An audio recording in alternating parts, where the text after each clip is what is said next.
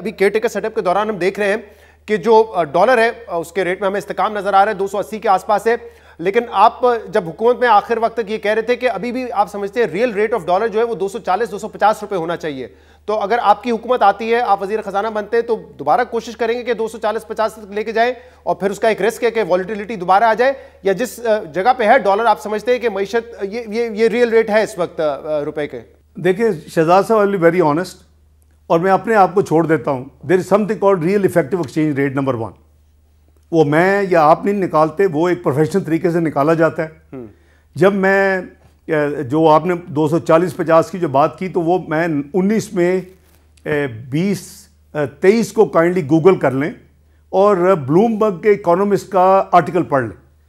انہوں نے کیلکولیٹ کر کے بتایا کہ پاکستان کی کرنسی 14% انڈر ویلیوڈ ہے, and it should not be more than 247 rupees to the dollar. میں نہیں کہہ رہا, یہ انٹرنیشنل اکانومسٹ, ایک انٹرنیشنل گلوبل کریڈیبل ادارے کا آرٹیکل ہے, میرا نہیں ہے. تو انہوں نے میری بات کو انڈورس کر دیا.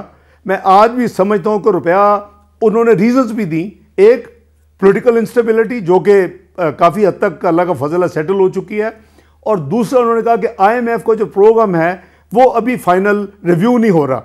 تو یہ دو چیزیں تھیں انہوں نے مین کازز جو دیے, اور دوسرے ایلیمنٹس.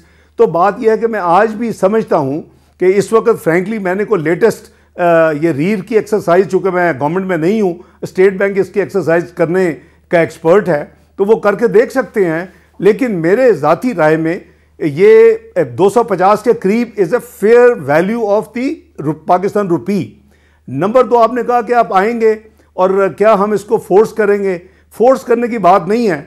اگر ہماری اکانومی امپروو کرے گی, اگر کانفیڈنس شروع ہوگا, تو یہ آپ دیکھیں گے کہ اس کا کرنسی کے اوپر بھی پازیٹیو اثرات ہوں گے. اس کی وجہ یہ ہے کہ جب ہم نے پہلے ایک سال بڑی مشکل سے آئی ایم ایف شروع کر لیا, دوسری چیزیں شروع کر لیں, پیمنٹس, اور پھر اسٹاک اپنا انٹرنیشنل مارکیٹ میں چلے گئے, بانڈ مارکیٹ میں ہماری پہلی آفر 14 ٹائمز اوور سبسکرائب ہوئی, تو وہ جو کانفیڈنس تھا اس نے پھر روپے کو سٹیبل رکھا. یہ ایک تو ایسے پولیٹیکل گمک تھا پچھلی حکومت کا کہ جی ڈار صاحب 2 ارب ڈالر مہینے کے خرچ کرتے رہے اس کو 104 پہ رکھنے کے لیے. آپ ماشاءاللہ عقل مند ہیں, 42 مہینے کی حکومت ہے, تو پھر تو 84 بلین ڈالر ان کے وہ بچنے چاہیے تھے, وہ تو ریزرو میں ہونے چاہیے تھے. تو بات یہ ہے کہ پاکستان کے پاس وہ لگژری نہیں ہے کہ فیڈرل ریزرو کی طرح یا بینک آف انگلینڈ کی طرح وہ فزیکل انٹرونشن اس کا سینٹرل بینک جو اسٹیٹ بینک آف پاکستان نے شروع کر دے. ہمیں اپنے جو میکرو اکنامک سٹرینتھ یہ شو کرنی ہے, اور اس کو یعنی ایگزیبٹ کرنا ہے, اور اس کو پروو کرنا ہے, جس سے روپیہ ہمارا سٹیبل ہو. کیونکہ سٹیبل کرنسی ایک ون آف دی فنڈامنٹل آپ کے فورن انویسٹر کی ریکوائرمنٹ ہے. جب اس کو پتا ہے کہ اگر میں نے 20% کمانا ہے اور خدا نہ خواستہ اس ملک کی کرنسی نے 30% ڈیویلیو ہو جانا ہے, کوئی بھی انویسٹ کرنے نہیں آئے گا, انٹرسٹ تو اسی وقت ختم ہو جاتا ہے.